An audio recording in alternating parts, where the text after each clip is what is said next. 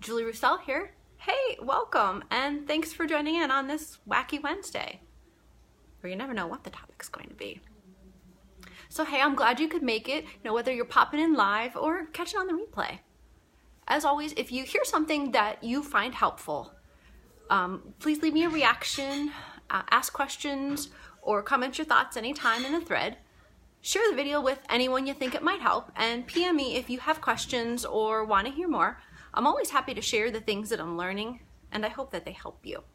So hey, hello Mark, nice to see you, long time no see. Hey, hello Marissa. Gosh, it's been a long time. I hope you're all right. I haven't heard from you in a while, so I hope things are great on your end. Hello Kelly, nice to see you, lady. I don't see you too much, except for volleyball now and then, so it's good to see you. I tried to wave last time, but I missed you. Hey Mark, thanks. Hello Carrie, thanks for joining in. I'm glad you could make it, lady. I'm glad to see you survive prom. Whew, I'm gonna have to contact you when it comes to prom tips because you obviously are the expert, so whew, I don't know how you do it. But hey, I'm glad you all could make it. Thanks for popping in. For anyone that pops in later, if I happen to miss your name, or hey, like now, hey Brent, nice to see ya. Glad you could make it since we're here to the end of the school year, and hard to believe our boys are going to be sophomores already. Hi. Where does the time go? Anyways, I'm easily distracted, so let me get back to where I was. But for those of you that know, my camera and notes are usually to my left, which looks like you're right. And and most know that I struggle with live videos, and my mind usually goes blank no matter how much I practice. As soon as that live button goes on, you'd think I'd be over that by now. But just do me a favor and leave me a shout or a hey and let me know that you're in. It helps me relax while I'm doing my video here. So thanks for joining in, my friends. I appreciate it. And I see more joining in. Welcome, welcome. So let me ask you a question for the night. Have you been kissed lately? Now, I'm sure you're thinking, okay, now that's going to go in the wrong direction. But no, I'm talking about a different kind of kiss. I'm talking about a kiss from the sun. That lovely sun kiss that after a day in the sun, you get home and take off some of your clothes and realize, ow, I am a little sun kissed. So if you've been burned at all by the warm temps, the super sunny days that we've been dying to have, do me a favor, or even if you've been burned in a tanning bed, please comment in the thread. Please comment in the thread with a raised hand or, the sun emoji, just to let me know that you've been sun-kissed. And I have to admit, my hand is always raised. I mean, look at me. Okay, yeah, I can get burned quite easily, and I do sometimes. But if you have been sun-kissed lately, what you've done every time that you are burned is that you increase your risk for skin cancer. And it's Skin Cancer and Melanoma Awareness Month. So I am occasionally going to be talking about and posting about skin cancer awareness and prevention. I'm not a physician. I'm not a dermatologist. I'm not a PA. I'm not even a nurse. Just a mom with a family history, just trying to stay informed and be proactive. And my father, along with a few friends of ours, have been diagnosed with and had several basal cell carcinomas removed. And it basically was a wake-up call, just to remind me to be more proactive in prevention and pass on warnings to my boys and friends. Because I want to spare them, the pain and agony of treatment and recovery. So I wanted to pass along a few facts that I found on the Skin Cancer Foundation's website, along with my friend Michelle McBride, who's a 10-year dermatology PA. She's very helpful, and I love picking her brain for info. So thank you, Michelle. I know you'll be popping on when you can. So thanks again, lady. But so the first stat that was kind of staggering and really blew my mind was that 3.5 million people per year are diagnosed with skin cancer and melanoma. And that's 1 in 5 are diagnosed by the time they're age 70. And the kicker is 90% of those were associated with UV radiation, whether it's tanning beds or repeated sunscreen burns. Oh, hey, Brandon, nice to see you. Thanks for popping in. It's been a while. Welcome. Say hi to Christy for me. And what I also learned from the Skin Cancer Foundation website is that It is the fastest growing diagnosis. It has more diagnosis every year than all, and I repeat, all the other cancers combined. And of course, people with the lighter, paler skin types, you know, kind of Casperish people, we are just as susceptible. Now, I do have to tell you that just because your skin tone might be a little bit darker, whether it's due to your ethnic background or if you happen to have African American skin, that doesn't mean that you're not susceptible to skin cancer as well. Anyone is susceptible. Just those of us that have the lighter, paler skin, you know, it kind of tends to show up a little sooner.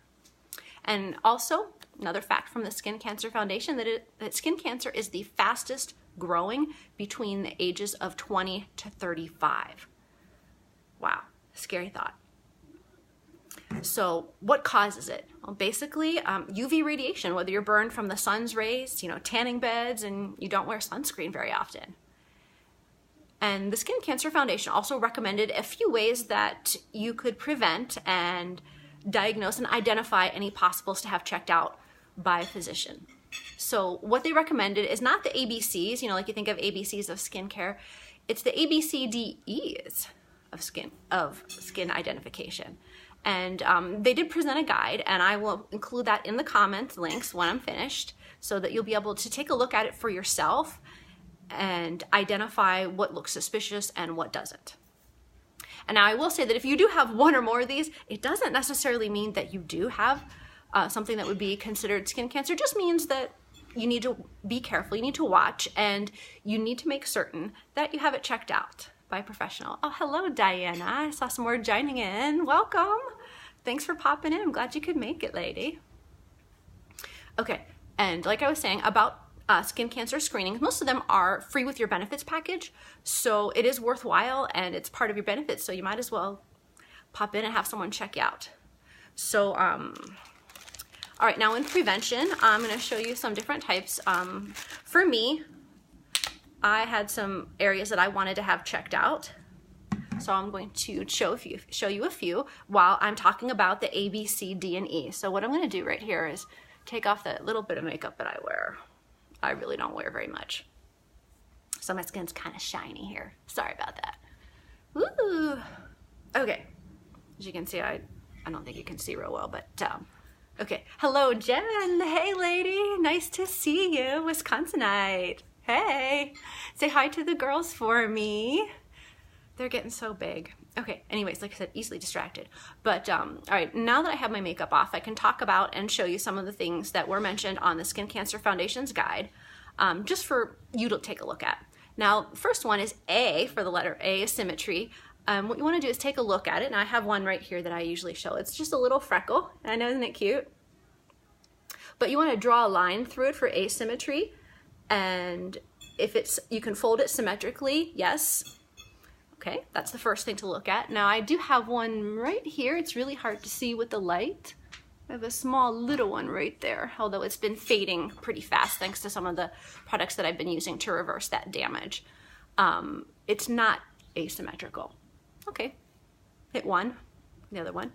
And next one is B, for your border. Now if you want to look at the border, is it extremely irregular or jagged edges? No, it's just a little, you know, round freckle. It looks pretty symmetrical. No jagged edges. I looked at this one right here. It's hard to tell, but it does have a little bit of a jagged edge. But again, not really anything to worry about. Considering what I used to have there, this is pretty minor. It's been fading rapidly. So next letter, C. I think you can... No. I'm not good backwards. But C, color. You want to look if it's been changing color suddenly, you know, if it's multicolored, two-toned, four-toned.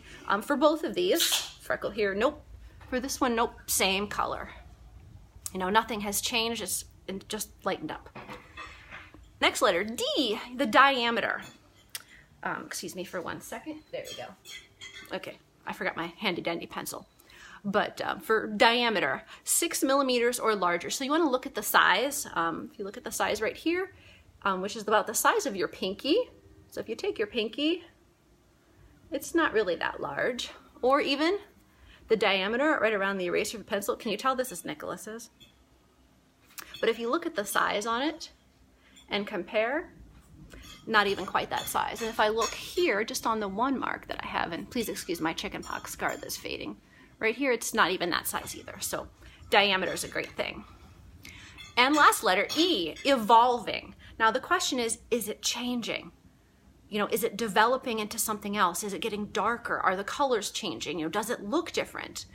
For this one, no. Well, I would say yes, just because it's fading and getting lighter. And for this one, no, it's still exactly the same as it has been for years. So going through your A, B, C, D, E's is a great way to check and take notes of anything that could be changing or could be different. And you want to have a spouse or a partner or a family member check and take notes for you occasionally. So the next big preventer, sunscreen. It is the biggest and easiest way to prevent and reduce your risk easily. And what you want to do is use something that is SPF, here it is, SPF 30 broad spectrum UVA, UVB. And what that will do is block out both kinds of the sun's radiation. And if I remember correctly, the UVA and UVB, both of them are what will burn your skin and cause changes, which will eventually lead to skin cancer over time. So you want to apply that. Hey, I see some more joining in. Hello, Abby. Hey, lady. Nice to see you. Thanks for popping in. And what you want to do is apply your sunscreen, 15 to 30 minutes before your exposure, so it allows it time to dry. Pretty easy. And you want to pick ones that are water resistant, so it doesn't come sliding right off. Absolutely. Thanks, lady. I appreciate that. And so you want to reapply it after 2 hours of normal activity. So if you need recommendations on sunscreens, you're welcome to shoot me a PM and I'll pass along some of the recommendations from the Skin Cancer Foundation.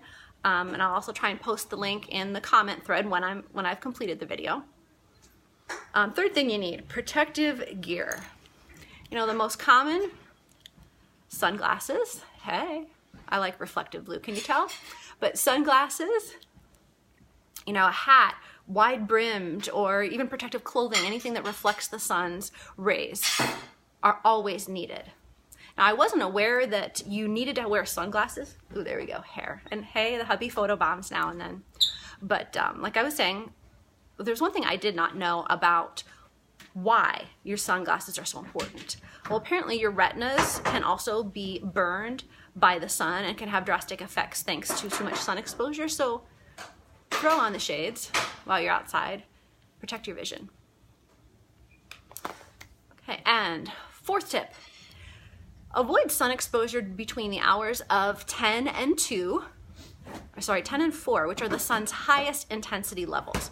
And that's very hard to do. I mean, I'll admit it. When you're on the water, you're on vacation, it's a holiday weekend, but you still want to try and avoid the times when you can, because the reflection of the UV rays, especially off the water, and if you're not wearing proper gear, it increases your risks. And last preventer, but not least, stay out of the tanning bed. I can't say that I'm not guilty of this. When I was a lot younger, I absolutely was, because I felt that I needed to work on getting a tan before I went somewhere so that I wouldn't get fried.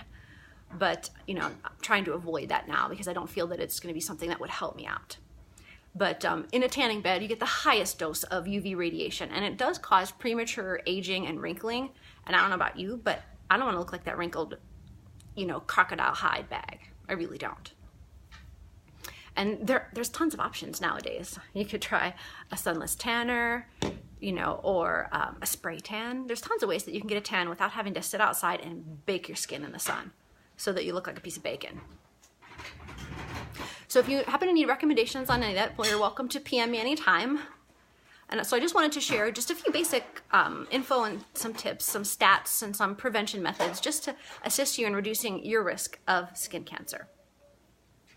And as I said before, I managed to research a little bit and found some information on the skincancerfoundation.org website, and my friend Michelle McBride, who is a dermatology PA with 10 years experience. She's a phenomenal lady. So if you heard something that you found valuable, would you please leave a reaction, ask questions, or drop a comment, or even just say hey in the